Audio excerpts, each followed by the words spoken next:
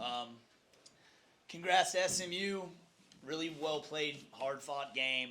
Um, um, they're certainly tough to handle offensively, but I said leading up to the game, they don't get enough credit for how well they guard. I think they're in their gaps. They're tough. They play hard, and more than anything, they're exceptional individual defenders, at least in my opinion. Just guarding the ball and not getting whipped off the deck. But certainly proud of our fight and how we competed. I thought coming in we needed to guard to have give ourselves our best chance to win. I thought we did that. I thought to force 15 turnovers, to hold them to 39% and 17 from three. We did that with some guys that we're used to making shots that didn't necessarily make as many shots for us tonight. And still gave us a chance to win. We've won a couple of these games before where you come into a big environment like this and stayed with it. We make that three to cut it to two. And just didn't make enough plays at the end. But again, credit to SMU. Wish them best of luck, but certainly proud of our fight. And it was a hell of a season. 21 wins, regular season champs. Lot to be proud of. Well, I thought early on we didn't have any sort of movement. And when you play, again, it's the speed of the game up here is a little bit different. That they're a little bit better, obviously, just individually, and then they're quick on their feet, and hard hedging and different things. And we didn't get him. He had a couple of drives early where the paint got blocked. I think a lot of the times when you see him make a lot of threes, he's getting in the paint and getting easy twos first or getting to the free throw line. And they did a good job of not giving us those. So, he took 11 threes and only 4 twos, and I think that's really more of a credit to them. I didn't think he was settling. I thought they did a good job of kind of swarming when he did have it. And again, they're good on the ball defenders. Weathers and Kendrick Davis really compete. Zach Nuttall and all those guys are active in the ball and don't necessarily give you easy looks. I thought in the conference tournament we almost worried too much about personnel and matchups, and I wanted us to kind of get back to what we started at the beginning of the year when we just fly around and play as a unit, and force pressure on the ball and be active in our gaps.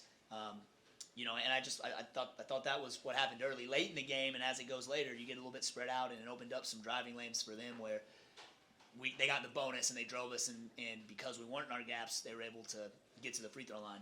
But I just thought throughout the course of the game, just our activity and our, more than anything, just our commitment to getting stops. And it's not about how it looks, it's whether it goes in or not. And I thought just our commitment to finding ways to get stops or turnovers or rebounds was elite for 40 minutes.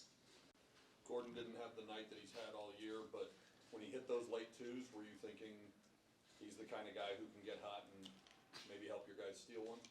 Yeah, he's disappointed. He's one of the best players in the country, and he's done it on every stage. He did it in the non-conference, he did it in the conference, and it's part of being a shooter, right? And a scorer. Some nights are like that, but again, I think I'm proud of.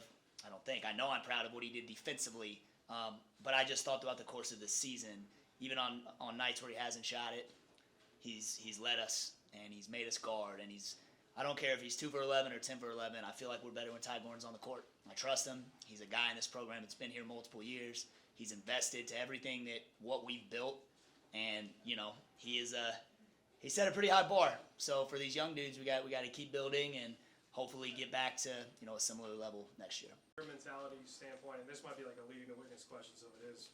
Tell me about that. But SMU was a team that was pretty devastated. They were a bubble team that didn't get in. As an opponent, kind of going into their place in the NIT, is there maybe an element of, hey, let's try and hope that maybe they come out a little bit slower because they're not as excited to be here rather than the NCAA tournament, or is it just? Well, I mean, certainly, I've been a part of a staff that played in the NIT before, so I understand the element of being devastated. It happened to us on Friday night, and as the 1 seed in our tournament, and being 11-3 and having that one and you're done, and that's so I get it, but it's part of our job, right? And just ultimately having you guys ready to play. And I thought ultimately, I don't think. First of all, I think SMU is an incredible team, and I thought we played well because our guys were locked in because we know how good they are. Zach Nuttall is player in our conference. Like, we all know who Kendrick Davis is. We know the Weathers. And so certainly I understand the element of it's that first game's always tough in the NIT, right? And then you start to get closer to Madison Square Garden, you feel like you're playing your best. And I thought we just had great energy from the jump. And you know, they made more plays than we did. But yeah, certainly understand what you're saying in regards to kind of getting ready to play when you're right there next to the NCAA. Yeah. Anything else for Coach?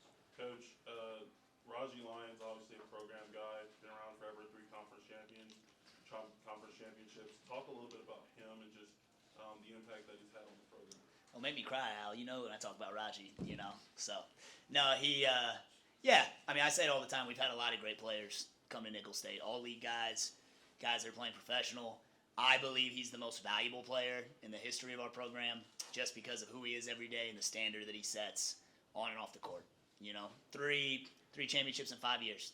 I don't know any other player in college basketball that has ever done that. You know, and yeah, you know, that last one there at the end, we're down 10. I told him to pick and pop, just shoot your last 3, man, see if it goes in. And I just thought, again, he to me is what is right about college basketball. He's a guy that could have left, he could have transferred, and he just stuck it out. He stuck it out because he loves our team, our program, his school, his community, and you have to have guys like that. You know, sure, I mean, we take guys from the portal, guys looking for better, you know, whatever it is, but he is the backbone of this program. And he will be severely missed, and I'm certainly proud of the year he had, and I'm glad he's going out as a champion.